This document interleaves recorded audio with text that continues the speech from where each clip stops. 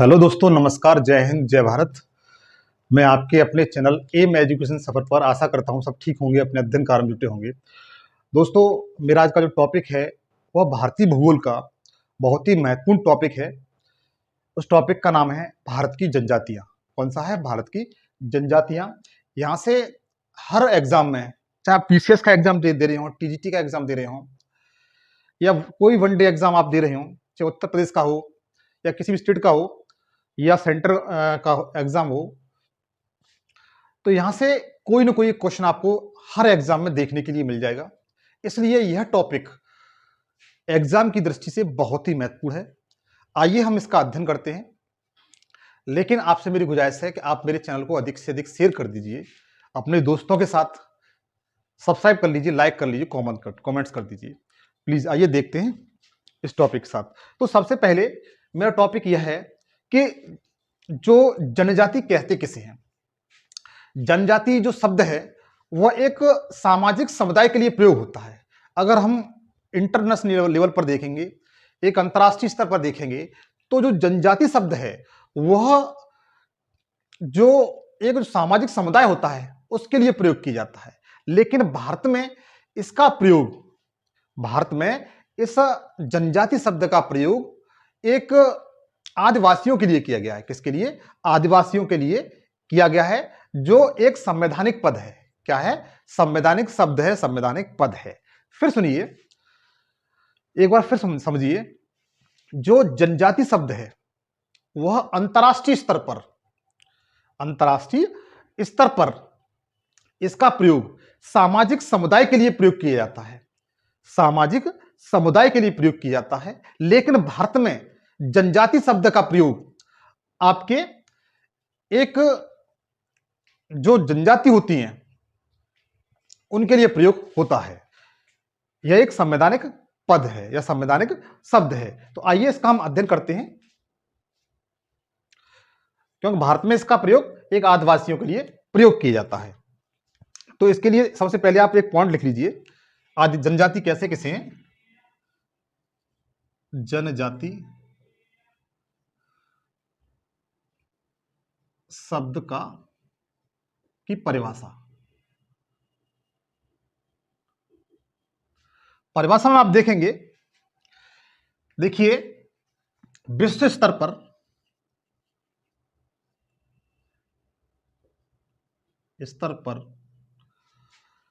जनजाति शब्द का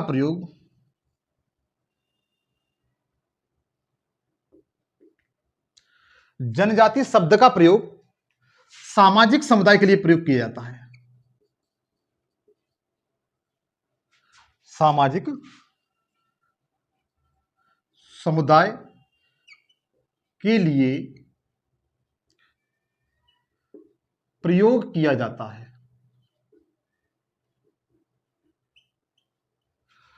जो जनजाति शब्द है इसका प्रयोग विश्व स्तर पर सामाजिक समुदाय के लिए प्रयोग किया जाता है। लेकिन अगर भारत में बात करेंगे तो भारत में जनजाति शब्द का प्रयोग आदिवासियों के लिए किया जाता है। आदिवासियों के लिए किया जाता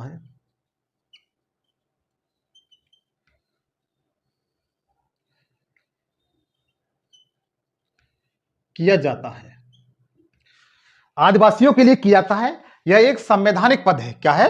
संवैधानिक पद है।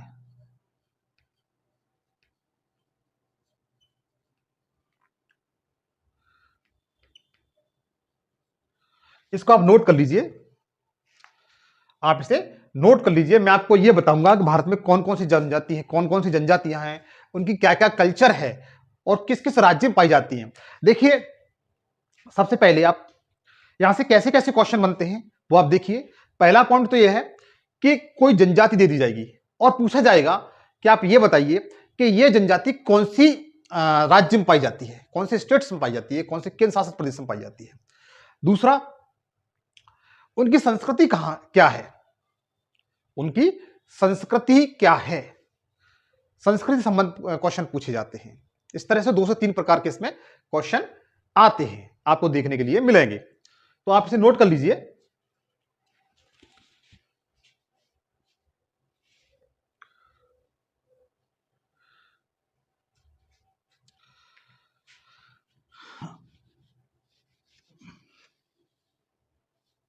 इसके बाद देखिए,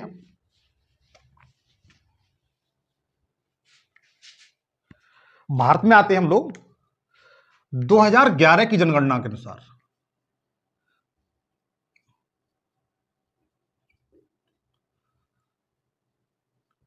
देखेंगे हम 2011 की जनगणना के अनुसार अगर देखा जाए तो भारत में इनकी संख्या, कुल संख्या 8.6% है। भारत में जितनी भी जनसंख्या है उस कुल जनसंख्या का लगभग 8.6% आपकी जनजाति या आदिवासी लोग निवास करते हैं। जैसे 2011 की जनगणना के अनुसार भारत में 121 करोड़ जनसंख्या थी, उसमें से आप रेशियो निकालेंगे तो इसकी टोटल जनसंख्या का लगभग 8.6% जनसंख्या आदिवासी या जनजातियों की है। इसके बाद देखिए, आप मेरे साथ एक पेन और कॉपी लेकर बैठें और मेरे साथ नोट करते चलें ताकि आपका एक बेहतरीन नोट्स तैयार हो सके। उसके बाद देखिए, अगला पॉइंट देखिए, भारत में सबसे अधिक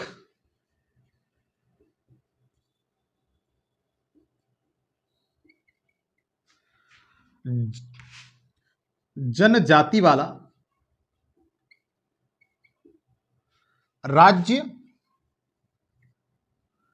मध्य प्रदेश है। कौन सा मित्र? मध्य प्रदेश है।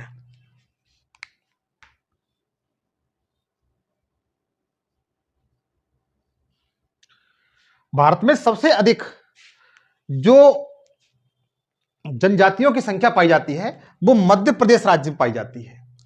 जो मध्य प्रदेश की जो जनसंख्या है उसका लगभग 21%, कितना? उसका लगभग 21%। जो मध्य प्रदेश की जनसंख्या है उसका लगभग 21% जनसंख्या देखेंगे आप तो जनजातियों की है। किसकी है? जनजातियों की है।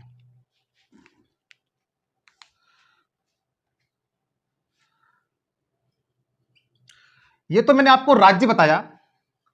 इसके बाद देखिए, अगर केंद्र शासित प्रदेश में पूछा जाता है, यदि केंद्र शासित प्रदेशों में पूछा जाता है तो आप नोट करिए, ये आंकड़े मैं आपको 2011 की जनगणना के बता रहा हूं। किसके बता रहा हूं? 2011 की जनगणना के बता रहा हूं, क्यों? तब से अब तक ये कोई जनगणना नहीं की गई है। तो भारत में केंद्र शासित प्रदेश में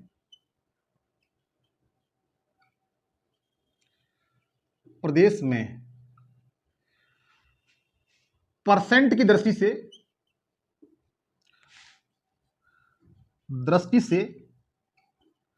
लक्षद्वीप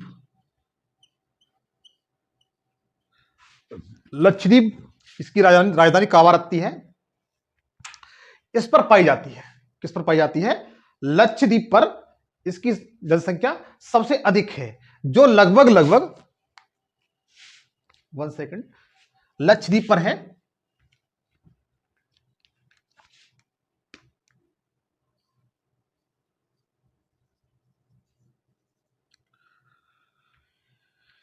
लक्षद्वीप की जो जनसंख्या है टोटल, उसका लगभग 91%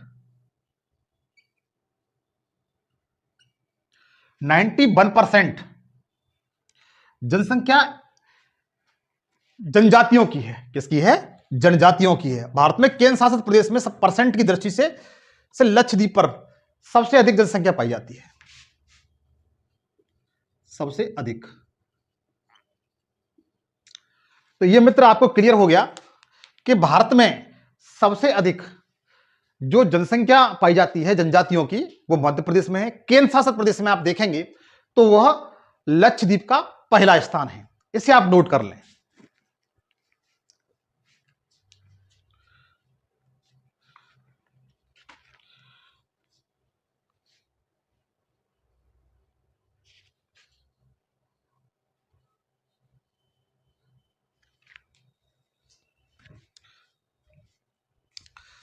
इसके बाद देखिए 2011 के अनुसार ही बताऊंगा मैं, बता चुका हूं, अब तक कोई जनगणना नहीं की गई है।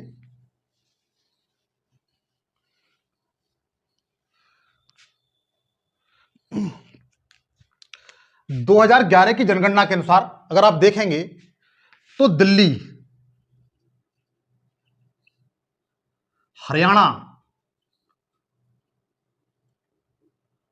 पंजाब, चंडीगढ़ में जनजाति नहीं पाई जाती। अगर आंकड़े के अनुसार देखेंगे तो दिल्ली हुआ, हरियाणा हुआ, पंजाब हुआ और चंडीगढ़ हुआ। दिल्ली, हरियाणा, पंजाब और चंडीगढ़। इसके साथ एक और है पांडिचेरी। पांडिचेरी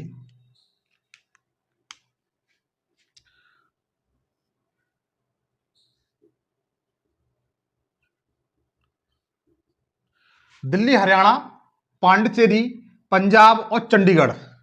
मतलब मेरा यह है 3 राज्य, 2 राज्य हरियाणा और पंजाब और 3 केंद्र शासित प्रदेश दिल्ली, चंडीगढ़ और पांडिचेरी में जनजातियों की संख्या नहीं पाई जाती।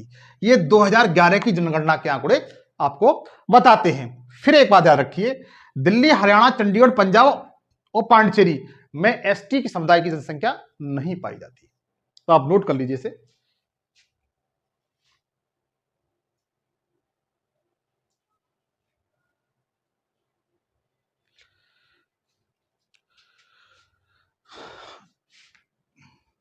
इसके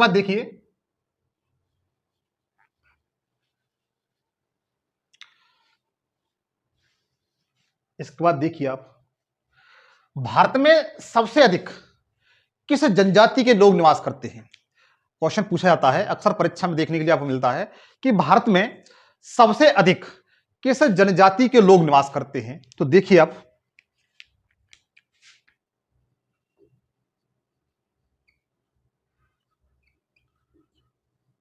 सर्वाधिक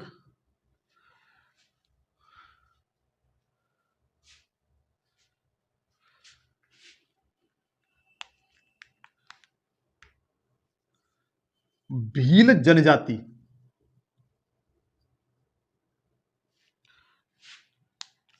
भील जनजाति के लोग निवास करते हैं।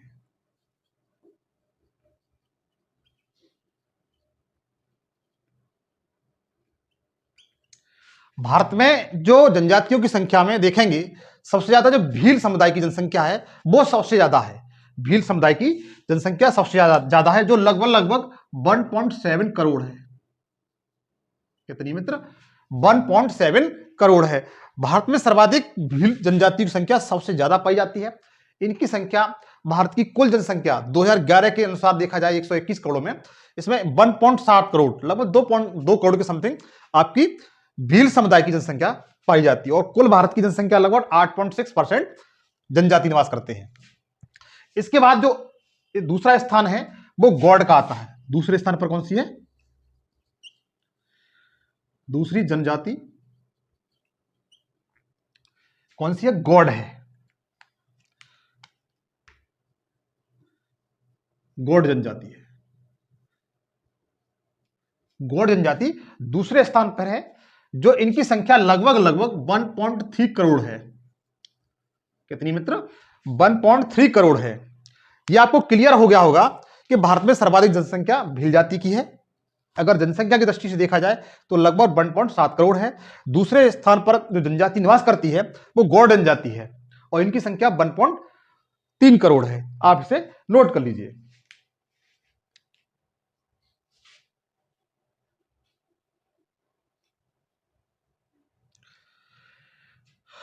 देखिए मित्र, अंतरराष्ट्रीय स्तर पर जो भी जनजातियां हैं उसमें जैसे आपने देखा अंडमान निकोबार, यह आपका अंडमान निकोबार द्वीप समूह है। यह आपका अंडमान निकोबार द्वीप समूह है। अंडमान निकोबार द्वीप समूह पर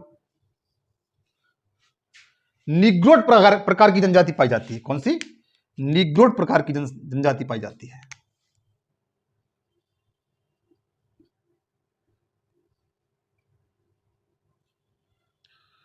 निग्रेड समुदाय की, निग्रेड समुदाय की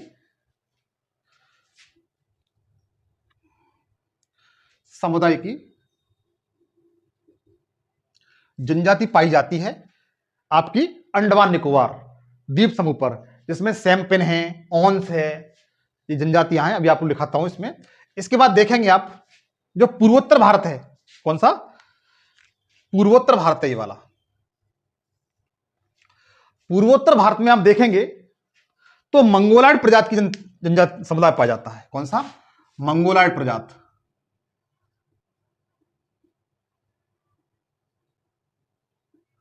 समुदाय, मंगोलाइड समुदाय यहां पर पाया जाता है। इसके बाद आप यदि यहां देखेंगे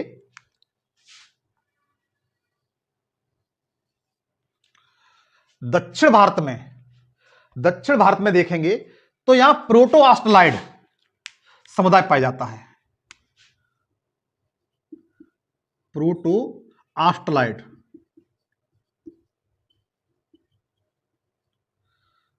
समुदाय, यहां पर प्रोटो ऑस्ट्रलाइड समुदाय पाया जाता है। इसके अंदर कौन कौन सी जनजातियां आती हैं? प्रोटो ऑस्ट्रलाइड समुदाय के अंदर कौन कौन सी जनजातियां आती हैं? निग्रोड समुदाय के अंदर कौन कौन सी जनजातियां आती हैं? मंगोलाइड समुदाय के अंदर कौन कौन सी जनजातियां आती हैं? ये मैं आपको बताऊंगा। इसलिए इसे आप नोट कर लीजिए।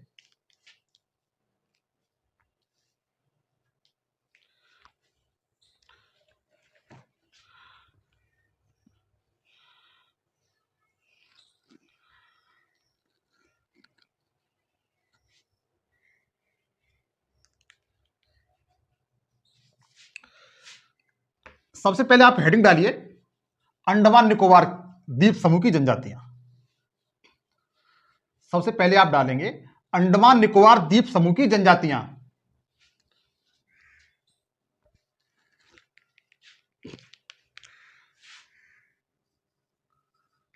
अंडमान निकोबार द्वीप समूह, यहां पर कौन कौन सी जनजातियां पाई जाती हैं वो बताऊंगा मित्र।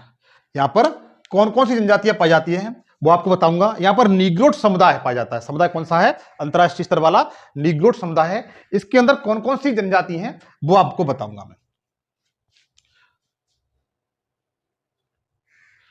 सबसे पहले लिखिए जारवा समुदाय, जारवा जनजाति, जारवा जनजाति, जारवा जनजाति सबसे पहली कौन सी है?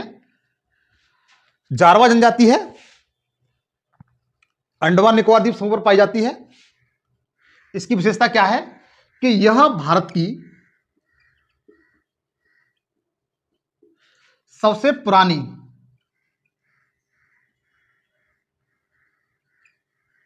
जनजाति है। लगभग 5000 साल वर्ष पूर्व, लगभग 5000 पूर्व की जनजाति है। वर्तमान समय में यह विलुप्त हो रही है। क्या हो रही है? विलुप्त हो रही है, होती जा रही है।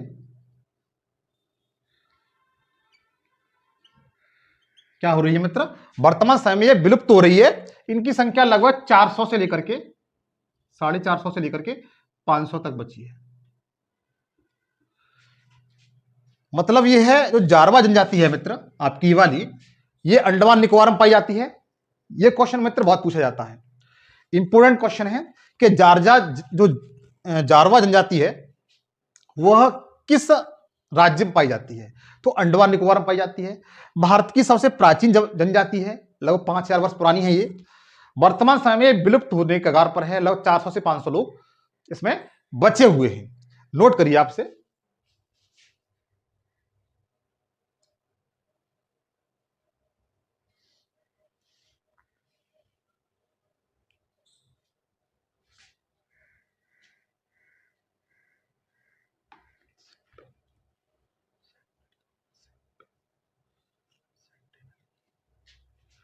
इसके बाद भारत इसमें कौन कौन सी जनजातियां पाई जाती हैं? जारवा तो आपकी एक हो ही गई,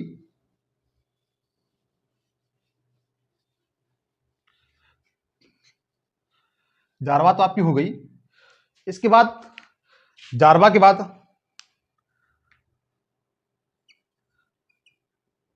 सेम्पेन बहुत पूछी जाती है। सेम्पेन जनजाति कहां पाई जाती है? यह बहुत पूछी जाती है, सेम्पेन जनजाति कहां पाई जाती है? उसके बाद सेंटिनली,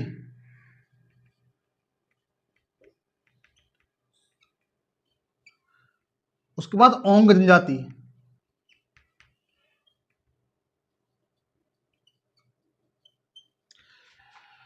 ये जनजातियां हैं अंडमान निकोबार द्वीप समूह की जनजातियां हैं। जारवाय, सेम्पेन, सेंटिनली और ओंग जनजाति, चारों परीक्षा की दृष्टि से बहुत महत्वपूर्ण है।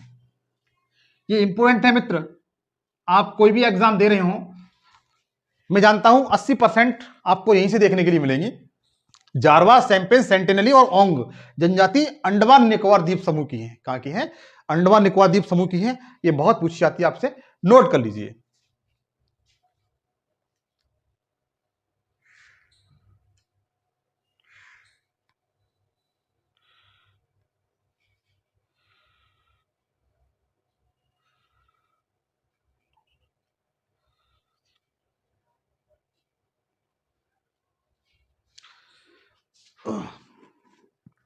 इसको और मित्र देखिए, मैं आपको बताता हूं झारखंड राज्य में कौन कौन सी जनजातियां पाई जाती हैं और क्या क्या उनकी इंपोर्टेंस है, उनकी कल्चर क्या है।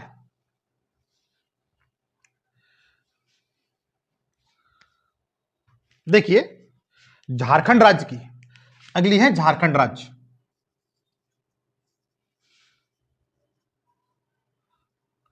झारखंड राज्य में कौन कौन सी जनजातियां पाई जाती हैं? ये आपका झारखंड राज्य है, ये आपका झारखंड राज्य है।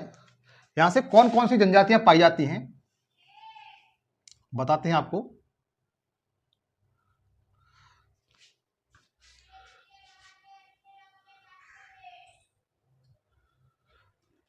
सबसे पहले संथाल जनजाति,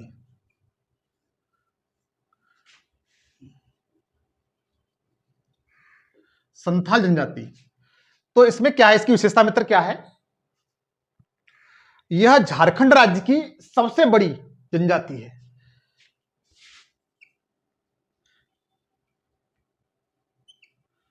झारखंड राज्य की सबसे बड़ी जनजाति है। ये झारखंड राज्य की सबसे बड़ी जनजाति है।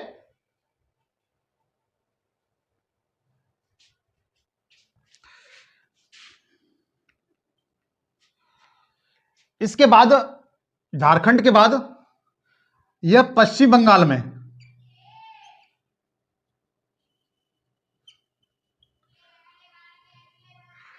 बहुत पाई जाती है।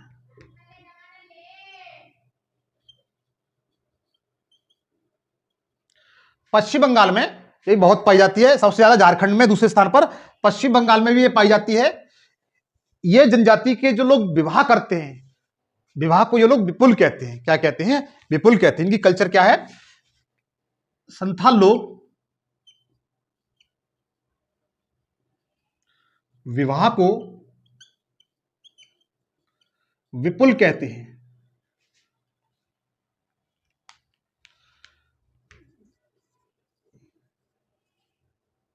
विपुल कहते हैं। इंपोर्टेंट फैक्ट है, पूछ लिया जाता है। विपुल किस जनजाति से संबंधित है? मैचिंग के लिए पीसीएस वगैरह में मैचिंग के लिए वर्ड आ जाते हैं, जैसे विपुल दे दिया और संथाल जनजाति दे दी। देखिए मित्र, संथाल जनजाति एक लड़ाकू प्रवृत्ति जनजाति होती है।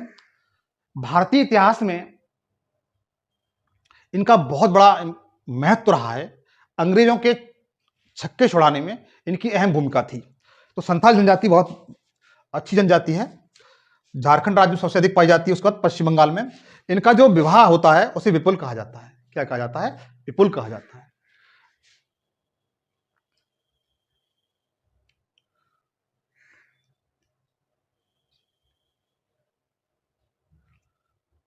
इसके बाद आप इसे नोट कर लीजिए, कर लिया होगा शायद।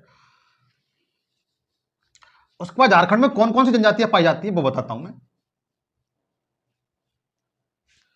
एक तो आपकी संथाल हो गई, संथाल हो गई आपकी। फिर ओरांग, दूसरी जनजाति क्या है? ओरांग, ओरांग भी पाई जाती है, दूसरी जनजाति ओरांग है। ओरांग भी आपकी झारखंड में पाई जाती है, ये पूछी जाती है मित्र, ओरांग। इसकी विशेषता क्या है? यह क्रूड भाषा बोलती है।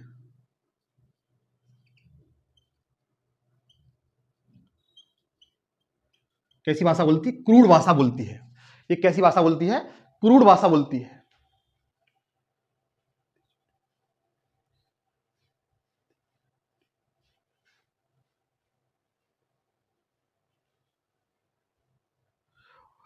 उसके बाद है हो जनजाति। हो मित्र बहुत पूछी जाती है, संथाली पूछी जाती है, ओरांग पूछी जाती है, हो पूछी जाती है। ये मोस्टली आपकी छोटा नागपुर का पठार है, वहां पर देखने के लिए मिलती है।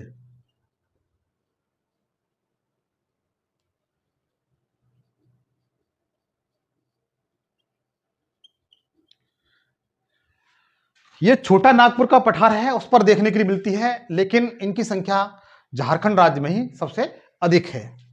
आप नोट करते जाइए मेरे साथ।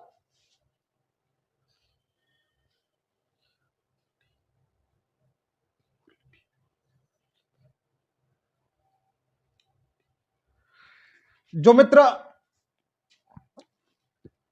हो जनजाति है, इसमें दो प्रकार के विवाह होते हैं। हो जनजाति होती है जो झारखंड में पाई जाती है, इसमें दो प्रकार के विवाह होते हैं। पहला विवाह को हम अंडी कहते हैं, विवाह अंडी।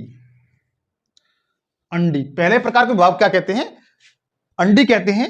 ये जो विवाह होता है वो बातचीत के द्वारा, एक समझौते के द्वारा विवाह होता है। कैसा होता है? समझौते के द्वारा विवाह।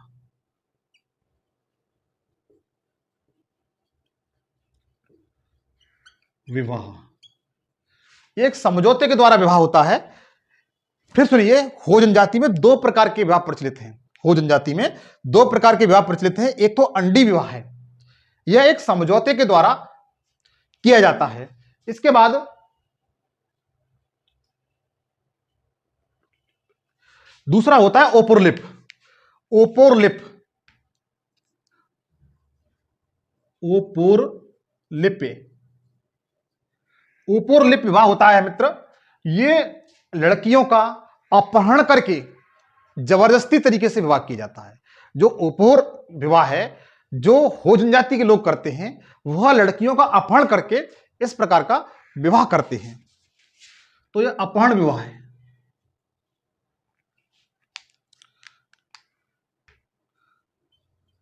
अपहरण करके विवाह। मित्र जो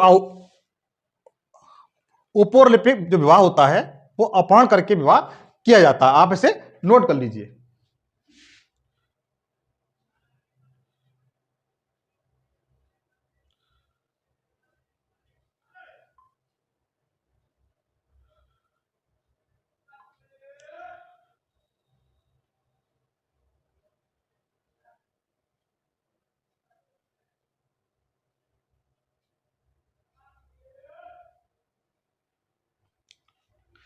उसके बाद देखिए झारखंड राज्य में ही कौन कौन सी जनजाति हैं। तीन तो आपको नोट करा दी मैंने आपको।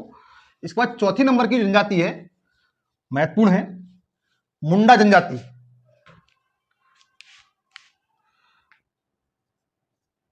मुंडा जनजाति,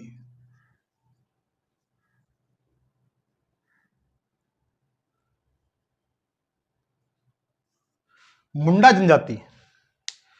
मुंडा जनजाति मोस्ट मित्र, यह भी आपकी झारखंड में निवास करती है, छोटा नागपुर पठार पर। छोटा नागपुर के पठार पर निवास करती है। और मित्र जो झारखंड की जनजातियां हैं वो कौन कौन से त्योहार मनाती हैं वो बताता हूं।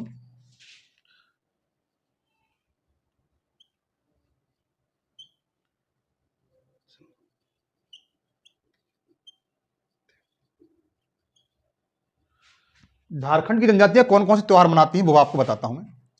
देखिए, सबसे पहले जो मुंडा जनजाति है, भारतीय इतिहास में ब्रिटिश काल में मोस्टली इसका बहुत बड़ा महत्व रहा है। बिरसा मुंडा का नाम सुना होगा आपने। बिरसा मुंडा मुंडा जनजाति से थे। ये बहुत ही लड़ाकू प्रवृत्ति के होते थे। ब्रिटिश काल में अंग्रेजों के इन्होंने नाक में दम कर दी थी। बिरसा मुंडा को पकड़ करके अंग्रेजों ने फांसी लगा दी थी। तो देखिए, बिरसा मुंडा जनजाति एग्जाम में बहुत पूछी जाती है, आपसे याद रखिए। झारखंड राज्य में छोटा नागपुर की पठार पर पाई जाती है। अब देखिए, झारखंड राज्य में की जनजातियां जो बताई मैंने आपको चार, वो कौन कौन से त्योहार मनाती हैं।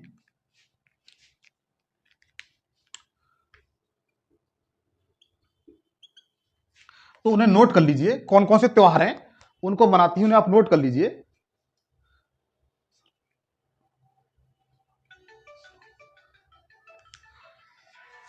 सबसे पहले सरहुल। सरहुल त्योहार मनाती हैं। ये पूछा गया क्वेश्चन है मित्र कि सरहुल त्योहार कहां के लोग मनाते हैं, कौन सी जनजाति द्वारा मनाया जाता है। तो मुंडा जनजाति द्वारा ये मनाया जाता है। और जो जनजातियां हो जनजाति है, संथाल जनजाति है, ये भी सरहुल त्योहार मनाती हैं। सरहुल त्योहार मोस्टली जो झारखंड में जो जनजातियां निवास करती हैं वो आपकी मनाती हैं। दूसरे नंबर पर कौन सी जनजाति है? एक है फागु त्योहार। फागु त्योहार और भागो त्योहार। भांगो त्योहार, फागु, भांगो और सरहुल, ये तीनों त्योहार पूछे जाते हैं। और ये तीनों त्योहार आपकी झारखंड में जो जनजातियां बताई मैंने आपको चार, इन्हीं के द्वारा मनाए जाते हैं। सरहुल बहुत पूछा जाता है, फागु बहुत पूछा जाता है, भांगो पूछा जाता है। सबसे अधिक सरहुल बहुत पूछा जाता है, उसके बाद भांगो पूछा जाता है। आपसे नोट कर लीजिए।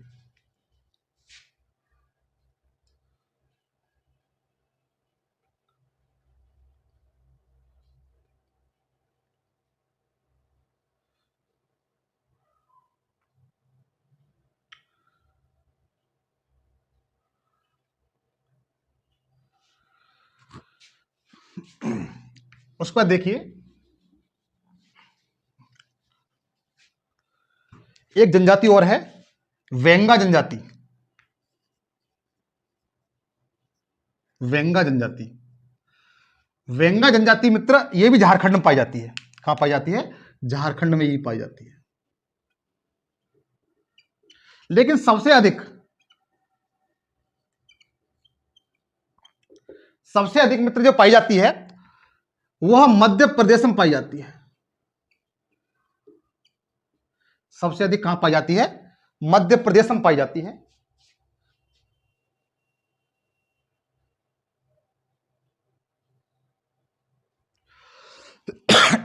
बेंगा समुदाय की अगर देखी जाए तो झारखंड में इनकी संख्या लगभग 4000 की समथिंग है, जबकि मध्य प्रदेश में इनकी बेंगा समुदाय की संख्या लगभग 4 लाख है। कितनी मित्र? 4 लाख है। बेंगा समुदाय झारखंड में पाया जाता है, लेकिन सबसे अधिक कहां पाया जाता है? आपका मध्य प्रदेश में पाया जाता है। इसे आप नोट कर लीजिए।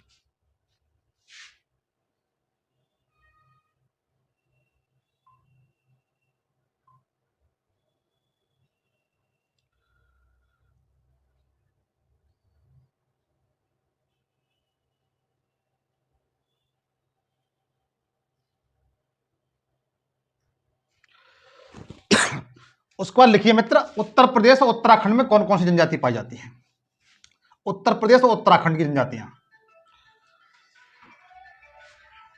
उसके बाद लिखिए आप, उत्तर प्रदेश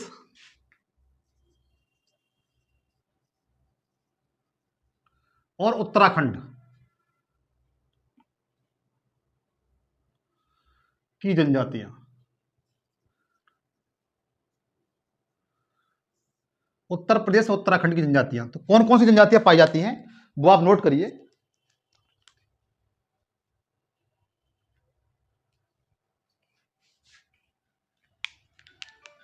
थारू जनजाति, थारू जनजाति। सबसे पहले थारू जनजाति। सबसे पहले थारू जनजाति। सबसे पहले थारू जनजाति।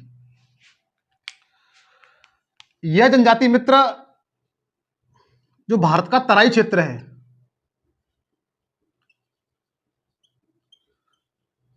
तराई क्षेत्र से नेपाल में पाई जाती है। जो थारू जनजाति है मित्र, यह भारत के जो तराई क्षेत्र है उसमें पाई जाती है और नेपाल में पाई जाती है। नेपाल में इसकी जनसंख्या सबसे अधिक है। इसके बाद देखेंगे आप भारत के तराई क्षेत्र में कहां से कहां तक पाई जाती है।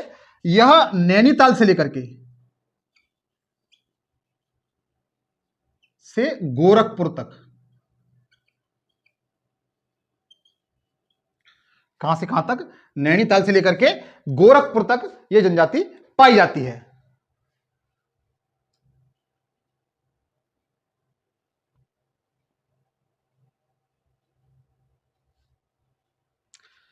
इसके बाद देखेंगे, जैसे ये आप देखते हैं ये तराई क्षेत्र है, ये वाला गंगा यमुना का दोआब।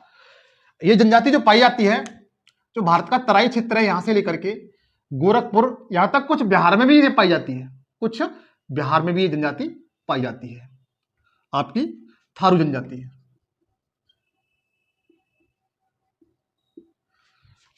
आप लिख सकते हैं इसमें कुछ बिहार में भी पाई जाती है।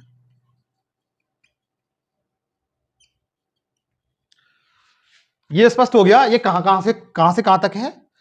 ये जो तराई क्षेत्र है भारत का उसमें पाई जाती है, नैनीताल से लेकर के गोरखपुर तक इसका विस्तार पाया जाता है। और ये इनकी संख्या, थारू जनजाति की संख्या कुछ बिहार में भी है, तो आप नोट कर लीजिए।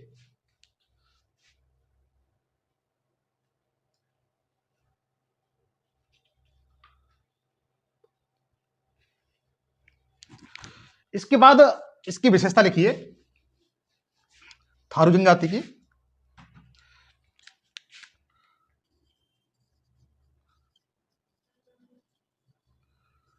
यह संयुक्त परिवार के रूप में रहती है। कैसी रहती है? संयुक्त परिवार के रूप में। इनके परिवार बहुत बड़े बड़े होते हैं। कहीं कहीं पर इनके एक परिवार में लगभग 500 से अधिक लोग पाए जाते हैं। कहीं पर देखा जाता है कि थारू जनजाति के जो लोग हैं उसमें संयुक्त परिवार की प्रथा पाई जाती है।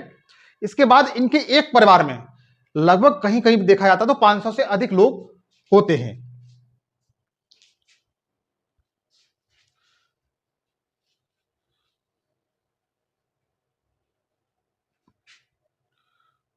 आप लोग नोट कर लीजिए फर्स्ट।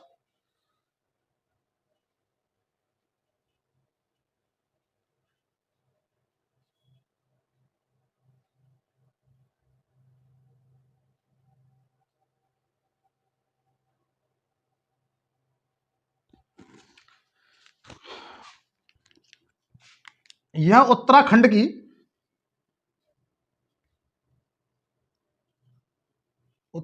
की सबसे बड़ी जनजाति है। कैसी है मित्र? यह उत्तराखंड की सबसे बड़ी जनजाति है। आप इसे नोट कर लीजिए। पूछ लिया जाता है उत्तराखंड की सबसे बड़ी जनजाति कौन सी है, तो आप बता सकते हैं कि थारू जनजाति है, वो उत्तराखंड की सबसे बड़ी जनजाति है।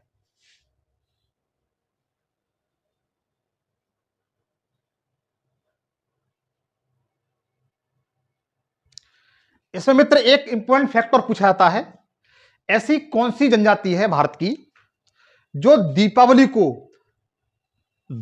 को शोक पर्व के रूप में मनाती है। क्वेश्चन पूछा जाता है, अक्सर परीक्षा में देखने के लिए मिलता है कि ऐसी भारत की कौन सा जनजाति समूह है जो दीपावली पर्व को एक शोक के रूप में मनाता है। तो आपका आंसर ये होगा थारू जनजाति। तो इसको भी आप नोट कर लें। थारू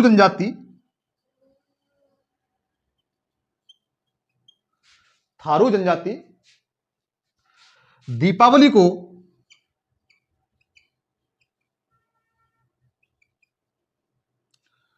शोक पर्व के रूप में मनाती है।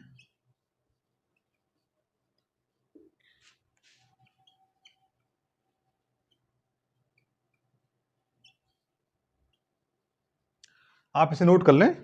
जो थारू जनजाति है वो दीपावली को शोक पर्व के रूप में मनाती है।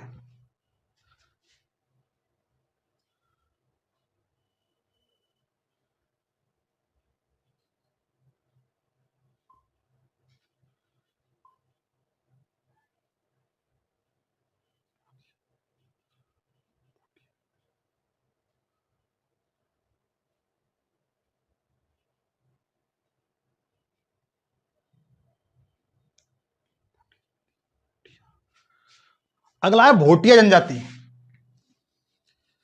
अगला है उत्तर प्रदेश और उत्तराखंड में भोटिया जनजाति। आप लोग नोट करते जाते हैं। नंबर 2 पर भोटिया जनजाति।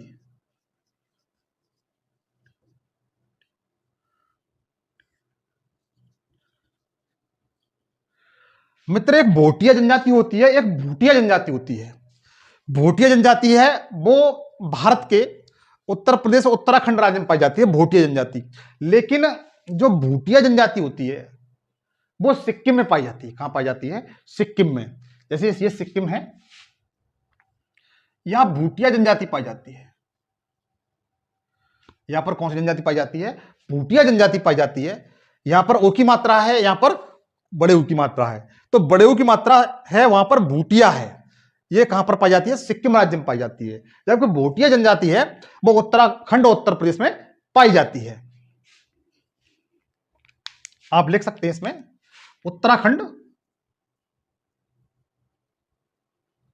एक मिनट, उत्तराखंड और उत्तर प्रदेश।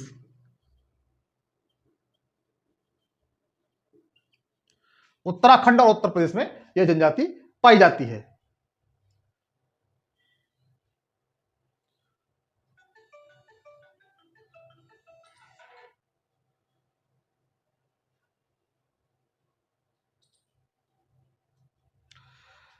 इसकी क्या विशेषता है मित्र? यह जनजाति ऋतु प्रवास करती है। क्या करती है? ऋतु प्रवास करती है।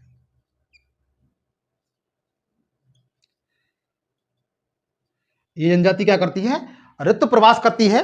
उत्तराखंड में देखा होगा आपने, बहुत से पर्वत हैं, शिवालिक पहाड़ियां। तो ये जनजाति क्या करती है? ऋतु प्रवास करती है। जैसे ही गर्मी का मौसम आता है तो ये जनजाति ऊपर पहाड़ों के ऊपर चढ़ जाती है। जैसे ही गर्मियों का मौसम आता है तो ये घाटी से उसके पर्वतों के ऊपर चढ़ जाती है। वहां पर मौसम ठंडा रहता है। और जैसे ही सर्दी का मौसम आता है वैसे ही यह जनजाति मतलब पर्वतों से ऊपर से घाटी में आ जाती है, नीचे उतर करके आ जाती है। तो यह जनजाति आपकी ऋतु प्रवास करती है, भोटिया जनजाति।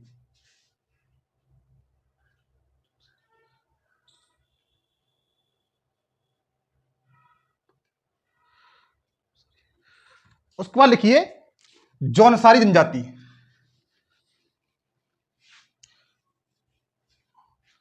जौनसारी जनजाति।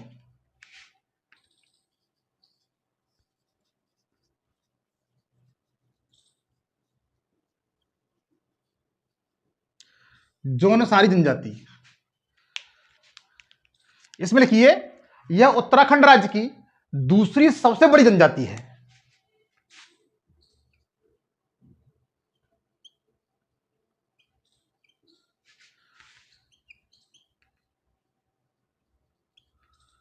दूसरी सबसे बड़ी जनजाति है।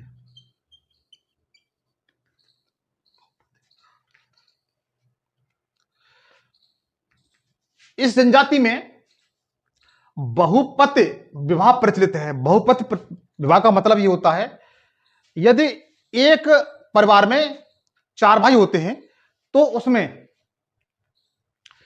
बड़े की शादी होती है तो जो दुल्हन आती है उसे अन्य तीनों भाइयों से भी शादी करनी पड़ती है। तो एक महिला के कई पति होते हैं। एक महिला के कई पति होते हैं।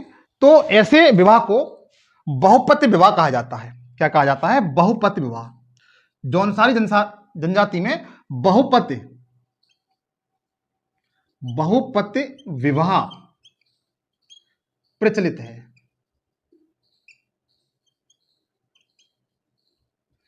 जौनसारी समुदाय में क्या है? बहुपति विवाह प्रचलित है मतलब एक स्त्री के एक से अधिक पति हो सकते हैं। ये आपकी जौनसारी जनजाति में ऐसी प्रथा पाई जाती है। नोट करिए आप जल्दी।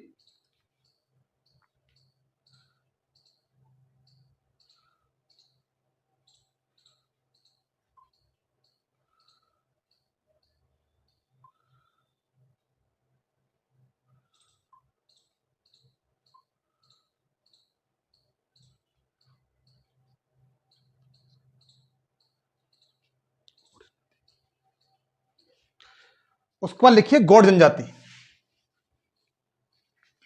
गौड़ जनजाति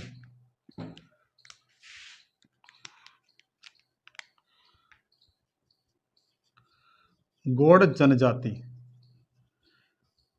पहली विशेषता इसकी क्या है? यह उत्तर प्रदेश की सबसे बड़ी जनजाति है। पीछे ऐसा क्वेश्चन बन सकता है उत्तर प्रदेश में। यह उत्तर प्रदेश की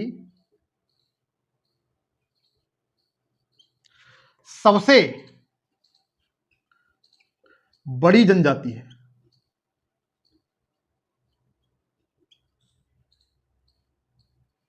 यह उत्तर प्रदेश की सबसे बड़ी जनजाति है। गौड़ जनजाति उत्तर प्रदेश की सबसे बड़ी जनजाति है। 2011 की जनगणना के अनुसार देखा जाए तो इनकी संख्या लगभग 5 लाख से अधिक है। कितनी? 5 लाख से अधिक है।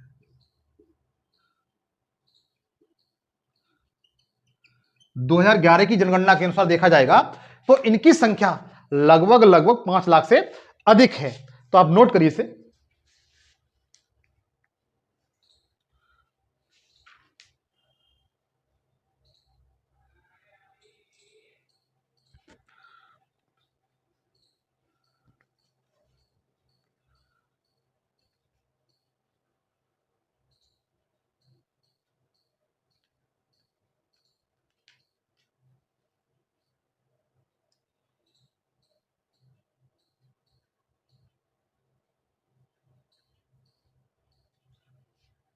नेक्स्ट है खरवार जनजाति।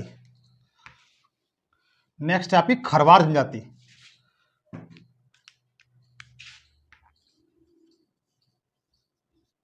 खरवार जनजाति यह उत्तर प्रदेश में पाई जाती है। पहली विशेषता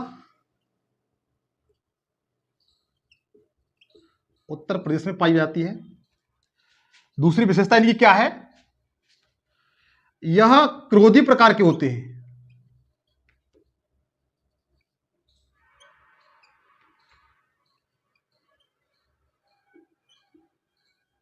कैसे होते हैं? क्रोधी प्रकार के होते हैं। ये स्वभाव से कैसे होते हैं? क्रोधी प्रकार के होते हैं और शारीरिक रूप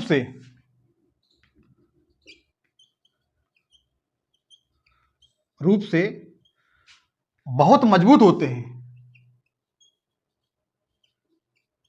कैसे होते हैं? बहुत मजबूत होते हैं। जो खरवार जनजाति है उत्तर प्रदेश में पाई जाती है। ये क्रोधी प्रकार के होते हैं, शारीरिक रूप से ये बहुत मजबूत होते हैं। नोट करिए इसे।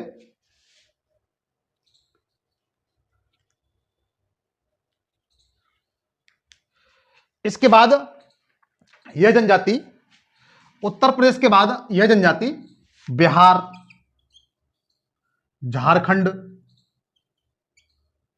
छत्तीसगढ़ और उड़ीसा में भी ये पाई जाती है। जो खरवार जनजाति है यह उत्तर प्रदेश के अलावा बिहार, झारखंड, छत्तीसगढ़ और उड़ीसा राज्य में भी पाई जाती है। नोट करिए आप।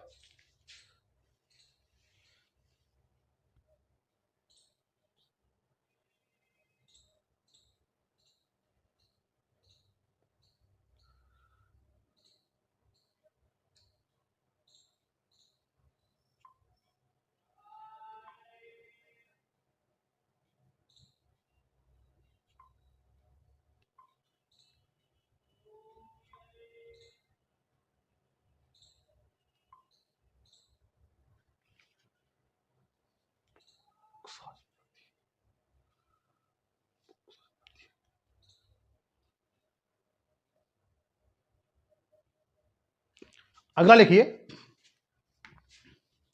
बुक्सा जनजाति।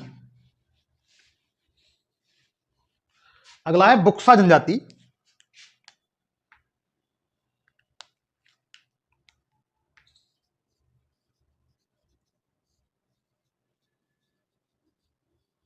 बुक्सा जनजाति, यह उत्तर प्रदेश, सॉरी उत्तराखंड,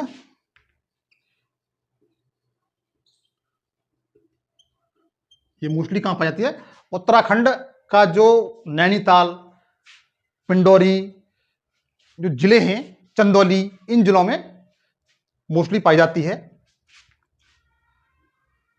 और ये अपने आप को राजपूत वंशज मानते हैं। क्या मानते हैं? राजपूत वंशज मानते हैं।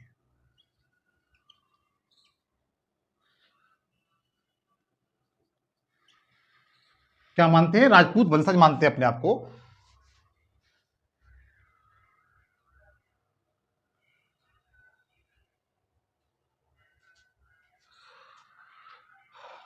ये राजपूत वंशज मानते हैं। इसके साथ साथ ये हिंदी भाषा बोलते हैं। कैसी भाषा बोलते हैं? हिंदी भाषा बोलते हैं। हिंदी भाषा बोलते हैं। इसके बाद इनमें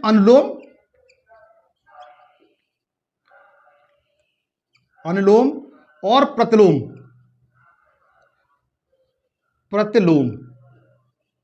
विवाह प्रचलित है।